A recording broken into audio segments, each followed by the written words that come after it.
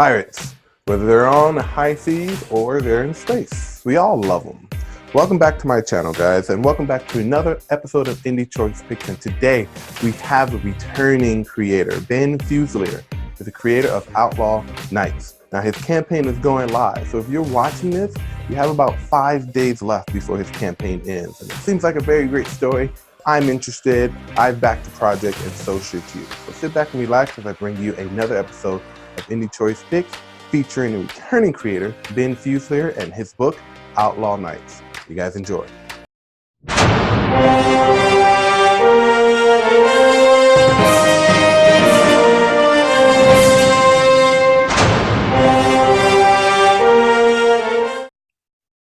Hey Ben, great to see you again, man, on the show. Always love to have returning guests coming back on the show. How you doing today?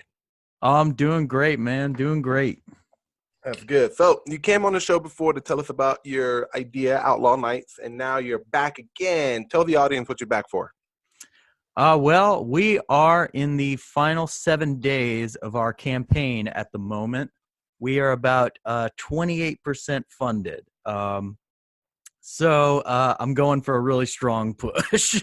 Hey, they usually say towards the last few days, maybe about 3 days, that's when you get that final push going. So so far, what have you done? And just kind of give a whole recap of your story, what you're doing, and the campaign and what you're trying to aim for. Take it away. Alrighty. Well, Outlaw Nights, this is hopefully going to be the first of 6 issues. Mm-hmm. Although I'd like to keep it going longer than 6 issues, honestly. Oh, don't we all? Don't we all? But it just depends, on what people want. This book takes place about 1,000 years from now in the future. Humanity has begun colonizing in outer space. It's not quite as advanced as Star Trek or Star Wars or things like that. It's more of a new frontier kind of setting. Sort of a Manifest Destiny 2.0, I guess. Okay, I got you. And in the midst of all this chaos, our main character, Cyrus, he's essentially gone through a lot of traumatic experiences, and he just, at this point, he wants a quiet life on this remote settlement called Therese. But he's still very naturally heroic, but he's still trying to avoid major issues. But unfortunately, our hero's not going to get his wish because by page 1, the colony is invaded by a crew of pirates who are trying to steal a valuable piece of data from an art gala. And Cyrus happens to be part of the response team that's called to fight them. And push comes to shove, he ends up being kidnapped by the pirates. And so the 6-issue arc is going to revolve around Cyrus's transformation from hero into anti-hero. Okay, so that's unique because mostly it's the other way around. Someone is like a villain, and then they kind of become the anti-hero if they become a hero. So that's kind of interesting concept that you turned around there. I like it. Yeah. Now, does it have anything to do with him becoming a pirate? Because I'm seeing space Yes. pirates on your Indiegogo. Absolutely, yes. He is going to become one of them.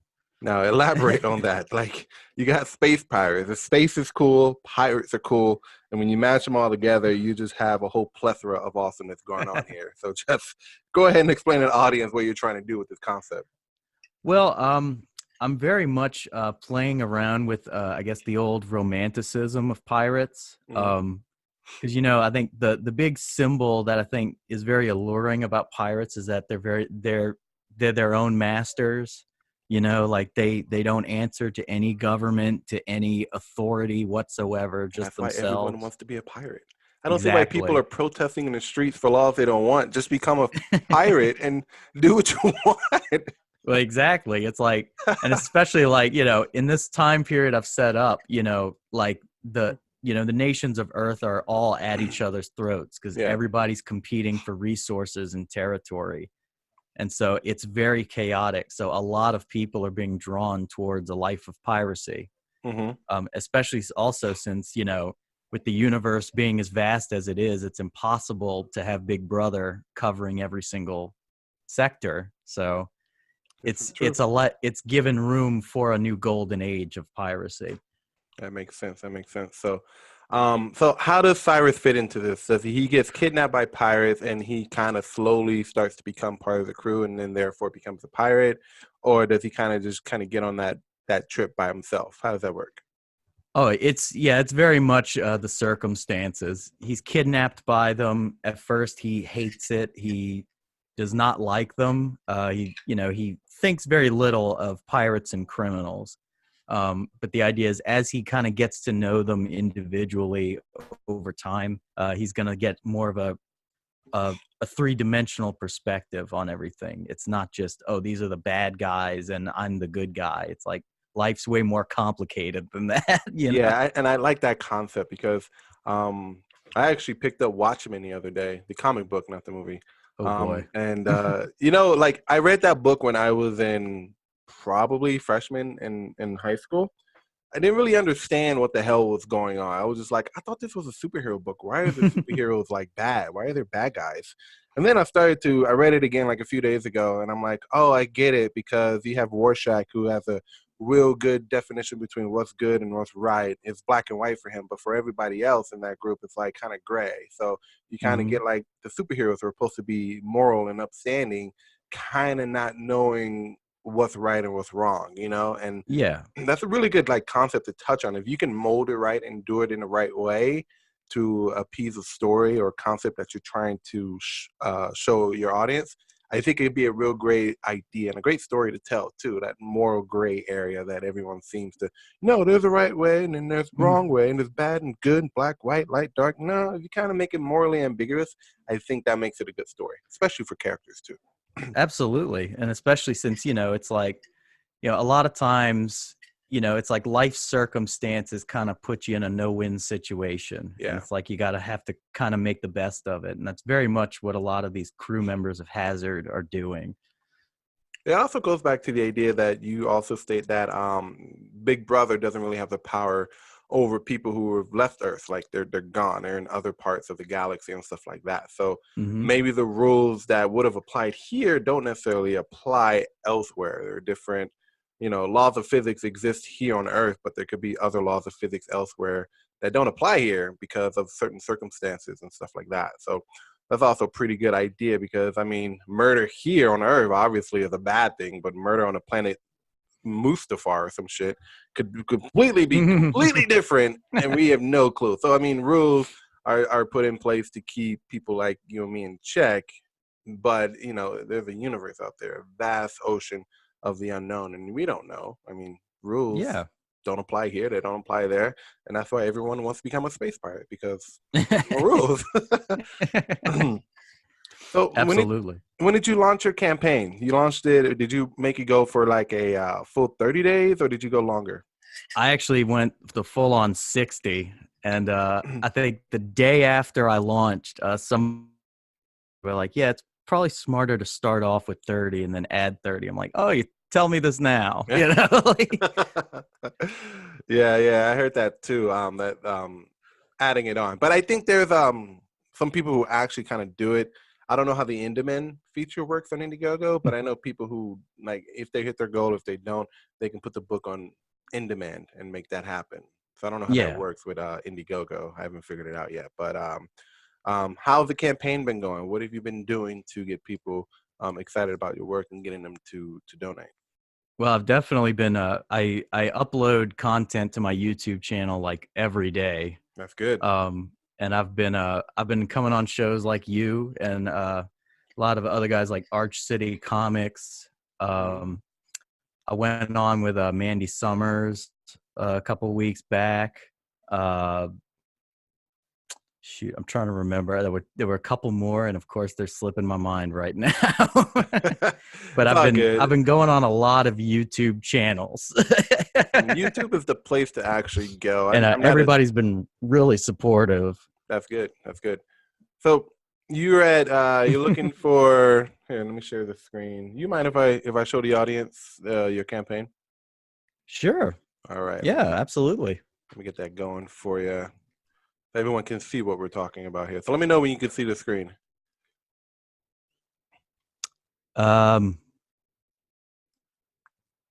I see. I see. You got it?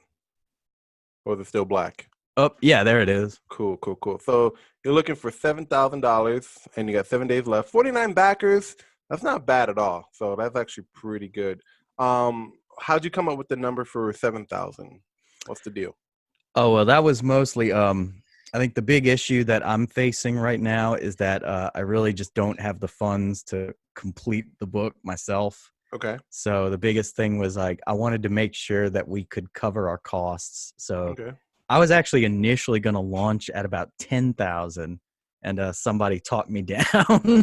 Um, Hey man, you gotta think big, dude. If you got a good story and you want to tell people, I say think big, but work your ass off to get that goal going and stuff. yeah, and it's the most important thing for me is like I want to make sure that we're able, like, if the campaign succeeds, that people are going to get their books. Like that's Yeah. 100% the most vital thing to me. So it's like I knew I couldn't do a flexible goal or anything like that because it's like, I don't want to get $1,000 and be like, oh hey, I can't give you a book, Yeah, sorry. yeah, yeah. You don't want to fall into that. I know I've been reading a book. I forgot the guy's name. It's just like you and me just forgetting the most important stuff right now. But he wrote a book on Indiegogo, or how to launch a perfectly well Indiegogo book. And once I find the name, I'll post the link in the description to his ebook. And he was saying like you gotta really like when it comes down to it, if you can draw, if you can put a story together, if you can sell the book, that's great, fantastic. But the number one issue that most people fall into when it comes to crowdfunding is not having enough money to do stuff. Like if Yeah. you have like a $3,000 goal and then it ends up costing you more to ship it than it is to actually produce the book, then you kind of have an issue. So it's very, very, very important that you actually run numbers on the cost of printing and shipping, of course, the cost of packing and then shipping out to your backers as well as paying your artists and stuff like that. Like it's a lot of stuff. People just think like we're over here just drawing comics and selling them. Like, no, dude, we're over here on a calculator making sure we don't go over budget. Like this Yeah. this is a business and you have to make sure that yeah, you want to make a profit at some point, of course, but you got to make sure that the backers are satisfied because you are building Yeah. an audience, and if the audience doesn't get what they paid for, then there's a huge problem there as far as being a creator goes. So very important. So I would have been like fuck it 10,000 just in case we hit eight or whatever, and you have a flexible goal. You still have $8,000. You kind of undershot it, but then you kind of over anticipated how much you're going to need. You know what I mean? Yeah. So I definitely feel that. yeah, I mean that's where you're going, and you have a fixed goal. Why? How come you didn't do a flexible one? Oh, well, that was just me being afraid of coming up short and not Yeah. being able to cover costs. Well. That was basically it. And plus also, this being my first campaign and all, I want to establish some trust with the backers. So it's Mhm. like, you know, Yeah, crowdfunding is not easy to be honest. Like I've done maybe two in the past, and all of them have failed. And oh I've man. actually gone back and started redoing the comic and stuff like that. So I mean, it's not easy. So I give kudos to people who are doing it like you, people who have done it, and actually people who are doing it again because they do it that first time and it doesn't succeed, and they just throw in a towel. And I'm like, dude, you spent how much time writing this story and drawing on countless hours? You can't just give up. Go ahead Yeah. and try it again. That's the thing. So you Yeah, got to because go ahead. there is a because there is I know that there is a possibility that we won't make it this time around. But if in that case, though, we are going to be relaunching in April. There you go. You got to keep it going and figure out what you did on this one and then revamp it when you run it again in April. That's very important because I mean, I'm digging the artwork here. It has that Oh hell classic yeah! 80s vibe that you got, kind of 80s, early 90s, kind of like during the silver age of comics that you got going on And there. we had a color upgrade since the last I was on your show. Yes, I noticed that. I was like, wait, there's something different about these clothes. They don't look like what they used to on the other show. I actually watched that episode yesterday to kind of get what's different about it. And yeah, your colors are very different right now. So that's really Oh cool. yeah. So you have a whole team working with you again with this, right? Yep. Okay. I'm working with Render Contender. You may have heard of him. He recently did some work with John Malin on Graveyard Shift Volume 2, Okay. and he is very much I think he's definitely a rising talent. He's a diamond in the rough. You know what I mean? Yeah. Um, everything he sends me is phenomenal. And then our colors are being done by Press Colors, also known as Prasad Patinik. I think I've heard of him. I think he's on Yeah, Twitter, right? yep, Yep. and he's from India, and he's insanely phenomenal with these colors. Like, Yeah. It because looks great. initially I was somebody was was recommending him to me, and I felt kind of weird about it because I had already had a colorist at the time. But I just kind of was like, you know what, let me just see what he does with it. And then the first page he sent me back, I was like, yeah, okay, there's no comparison. Like, I mean, it's always great when you have an idea for a character or a book or anything, and you find an artist, and you're like, okay, hey, let me see what you can do with this, and they take it and they just do what they're good at. They're good at, and then it comes back, and your head just explodes, and you're like, ooh, yo, this is great. How much you charge? Because I will no, pay you an arm and a leg to get this stuff going. seriously. That's pretty good, man. So you got 7 days left. Let's say hypothetically speaking, because you haven't really come into your crunch time yet, you still got 7 days left. Don't give up Hmm. hope. You got 7 days left. Usually the bulk in of people who are backing your stuff comes in that last 3 to 4 days of your campaign. But let's say for hypothetically speaking, if you don't make your goal, what are some things you're going to do differently next time? And this is for the audience who might have failed their Indiegogo or Kickstarter campaigns and want to kind of go at it again. What are some things that you think that you might do different in April when you relaunch? Well, I think for one thing, for the most part, it's like I think the bulk of my advertising this has been me tweeting it out.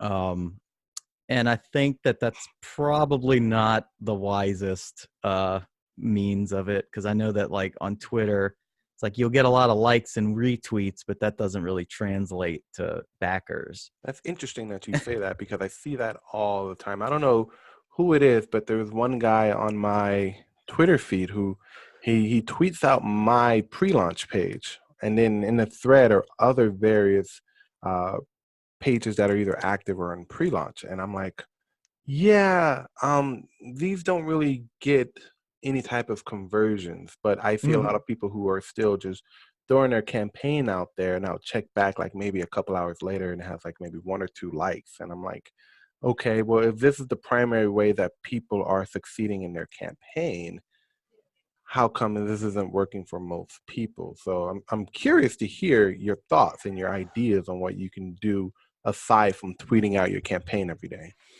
Well, the biggest thing I think I need to add a little bit of variety to my YouTube channel, because for the most part, I do daily uploads, but it's mostly just me kind of pitching the idea and also talking a little bit about like what I'm into and pop culture and whatnot, which Hmm. is, it's nice and all, but I think it's probably run stale a little Yeah. bit. Hmm. So I definitely want to work on spicing up my YouTube channel, because I know from everything I've been hearing, YouTube is like the prime time audience to Yeah. hook. Might I make a suggestion really quick? Sure. And this is clearly by definition of your taste or anything, but I've noticed like if you go to my YouTube channel, I post mostly the interviews that I'm doing, just like this right now. Hmm. But sometimes I will post up an ambiguous video like is Captain Marvel the worst superhero or Ray's a Mary Sue? Just shit like that, right? And I'll see my interviews, they'll get, and none of my interviews have broken more than about 150 views. But if I post something that's controversial, like talking about Captain Marvel or anything like that, like the viewership just goes up. So it's really like weird that most people who are on YouTube, they're looking for some type of controversy or drama, and that's what literally gets people likes. Like I think last week I teamed up with Cake Fullmate and this cam girl. Her name was her name is I'm sorry if you're watching this. I forgot her name. I'm just forgetting so much right now. Anyways, we were talking about gamer girls and how they're using Twitch as a platform to kind of do adult activities and stuff like that. And we talked about that, the controversy surrounding it. And man, that video at least got 100 views in the first hour that it was uploaded. And I go, huh, Damn. people are really liking controversial topics. Leanne, her name is Leanne Starr. Leanne, if you're watching, I apologize for not getting your name right at the beginning. Leanne Starr, she's a cool chick. I love her. She's great. But yeah, she was on the show, and then my man Zach was on the show last week, and we had some fun, talked about the topic. So if you want to kind of spice up your YouTube channel, kind of touch on a little bit of the controversial topics, Oh just yeah. kind of give your opinion about it, and then just kind of like let it go and then see how it does. And then of course share it on Twitter and all that fun stuff. But just be prepared for the blowback, because shit doesn't stop. I mean, I get blowback just from like writing a comment on Twitter, Dude, I get from blowback. anything. I get blowback from comics I wrote like a month ago. I'm like, what are you mad about? And I look at the thread. I'm like, dude, I wrote this fucking 2 months ago. Why are you upset? Like, I'm on something completely different, and you're still talking about something I wrote 2 months ago. Are you kidding? People, just everyone has an opinion. Everyone wants to share their opinion, which is fine. So, but just be ready for it, because if you go toward the controversial route, I mean, there's people who are going to be for you. There's people who are going to send you death threats for no apparent reason, and then that's it. So that would be my 2 cents. You don't have to, because I know some people will stay out of the controversial waters, but that's like, what I found that works. I would say like the overwhelming majority of these issues and cases, my opinion is just, it's all overblown and stupid, Yeah, yeah. Like, it's fun to talk about it, but honestly, I'm like, No, it why are we is. talking about this for like 4 days? This is like, It's fun to make fun of and everything, It's yeah. just Like, I tweeted out like right before the interview started, like, I've been playing Jedi Fallen Order, and I'm like, man, this Cal dude has more character development than Rey has had in the last 4 years. And already it's blowing up. People just like, I can't believe he said that. Rey's not amazing. I'm like, oh my God, well, have you played Star Wars Jedi Fallen Order? Because it's actually a really great game in terms of story, and I know more about Cal than I know about Rey, and Rey has been around for a lot longer than Cal. So I'm just stating a fact here, bro. So well, yeah, I mean, no, I mean, Rey is just like, she wasn't really a character. She was just kind of an archetype, Mm-hmm. The whole like overpowered, and even they say it like Rey has no weaknesses. And like, what do you mean? That's like a horrible way to write a character. Even Superman, who's like the god of all superheroes, has a weakness. Even a little piece of kryptonite can put this dude to his knees. And you mean to tell me a girl in a movie who has no training, whatever, has no weaknesses? Come on, dude. That's like lazy writing. That's like, and has no like familial connection to the Force or anything like that. You know what I mean? Like, there's nothing to explain her crazy abilities. no. And I would have. I think that's why Last Jedi failed, is because a lot of people were looking for an explanation. Like, okay, you set up all this stuff in the Force That's Awakens. how I felt. I was Yeah. like, I was waiting for like something to come out about her past that would tell us like why she was able to do all this shit against Right. Kylo Ren. Right. Like, people were like, I got into it with another SJW about, I just tweeted out, again, I tweeted this out like maybe a week ago, Rey's a Mary Sue. And this person came at me like yesterday. It was like, how do you deduce that she's a Mary Sue? And I'm like, what are you talking about? And I had to look at the tweet, and I was like, oh shit, fuck, I knew that would catch a bite or something. And it did. And I'm like, okay, well, here we go. Rey has no training, and she went into the whole thing. And the first argument this person said was, oh, you just don't like it because she's a girl. And I'm like, oh, there it is. Rey has a vagina and it cannot be criticized for whatever reason. Okay, well, there's this other Jedi out there like Asajj Ventress, who's a pretty badass Sith. There's Ahsoka Tano. There's Mara Jade. There's so many other characters out there in the Star Wars universe who are female, who have better backstories and better character development than Rey. That is it. Simple as that. Well, no, like the thing that drives me nuts about like most woke stuff is the fact that they keep pretending like this is like the first time a woman's been in like an action movie, or the first time a woman's been in like Star Wars. It's like we're suddenly, we just did the time warp, and it's like, so you forgot about all those heroines from like the 80s and 90s and all, like they don't matter, or they weren't good enough. Okay. Like even when they tweeted out that Rey is stronger than Luke and Anakin, Even John Boyega, the guy who played Finn, was like, "I'm sorry, Anakin would throw Rey into a volcano in no time." I was like, at least he understands like where we're coming from. Like, come on, man. Like John Boyega, the guy who played Finn in the sequel trilogy, just said that no, Rey is not stronger than Luke or Anakin in any way, shape, or form. In fact, she would get owned by Anakin, well, probably with no legs and arms, being well, scolded to death. according to The Last Jedi, apparently she's stronger than Hermit Luke now because he completely lost all of his abilities and she whipped his ass in a training match that went wrong. Like when Man, she beat Luke in the lightsaber duel, that was like it for me. I was like, okay, I'm officially checked out. Like it's done. Like, Let's I'm just get through like the last hour and a half of this movie, please. Can we just do that?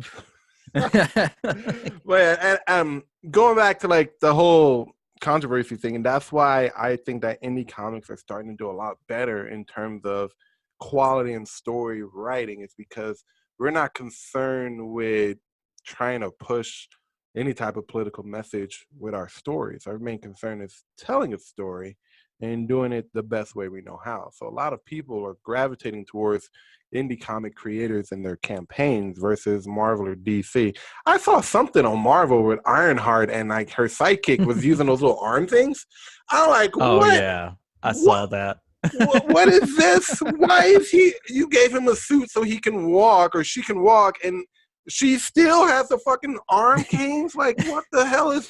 Oh my Don't god! I arm looked at. cane shame me. Oh, like, and then the explanation was like, well, people have to realize that she's disabled. And I'm like, well, why would you? That's like a dead giveaway of who this person is, their identity. You could just find out who's using canes and just kind of do process of elimination from there. Who's this And new? also, aren't you kind of announcing to the villains that you have a weakness? Like, I mean, I know that sounds messed up, but I mean, come on, like, Oh, I didn't even think about that until now.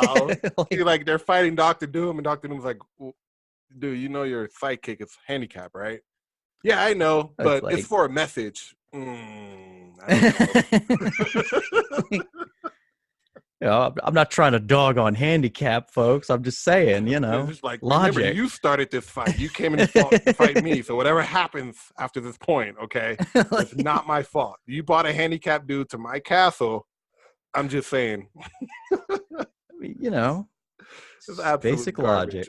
I know. I was reading Ironheart for a little while, and then after it just got too woke, and I just stop buying them. I'm just like, this is too much. But yeah, and that's why people are gravitating towards more indie comics, and I like that idea because now you have this whole gatekeeping aspect with comics and Marvel and DC. Like Marvel and DC took the best of the best, of stuff that they can sell, and now you got people who are writing books and they're using platforms like Indiegogo or Kickstarter to write the stories that they want to write and give it to the audience who wants to read it. And I think that's a very, very, very great thing to do because I don't know how long Marvel or DC is going to be around if they keep up with this wokeness. So that's just my personal 2 cents there. So No, I Molos, agree.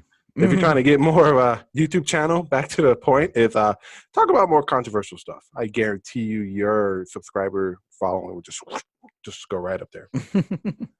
All right. Well, we're coming to the end of our time together, Ben. So you did a whole pre-launch sequence for your show, right? I mean, for your campaign, right? Yes, sir. So tell the audience about one thing you did that you thought was effective in building a good pre-launch subscriber list.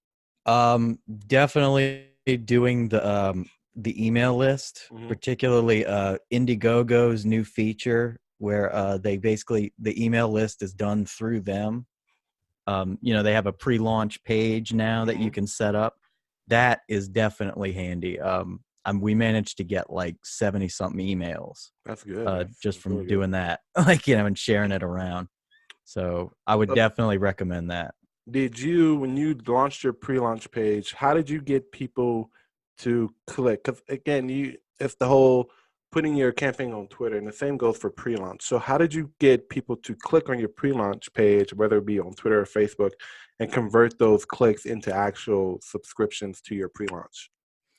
Well, I think the best thing to do with that is, well, number one, for your thumbnail for it, make sure you have your best image for your thumbnail.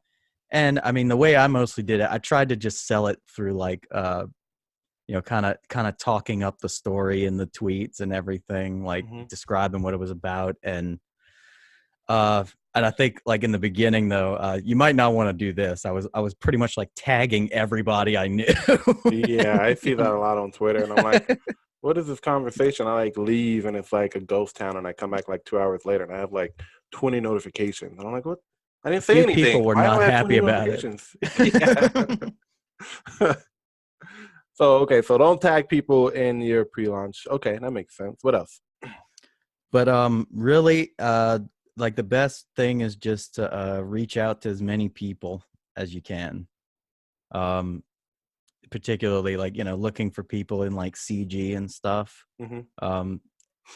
I can tell you like from the few CGers that have like kind of helped me out a lot. Really, I reached out to a couple, and a couple reached out to me, and it was just, just don't be afraid to ask for help. And like, you'll be surprised how many people are willing to share it out for you. That sounds good to me. That sounds actually a pretty good idea. For a moment, you said CG. I was like computer graphics, and then I was like, no, Comic Gates. Okay, got you.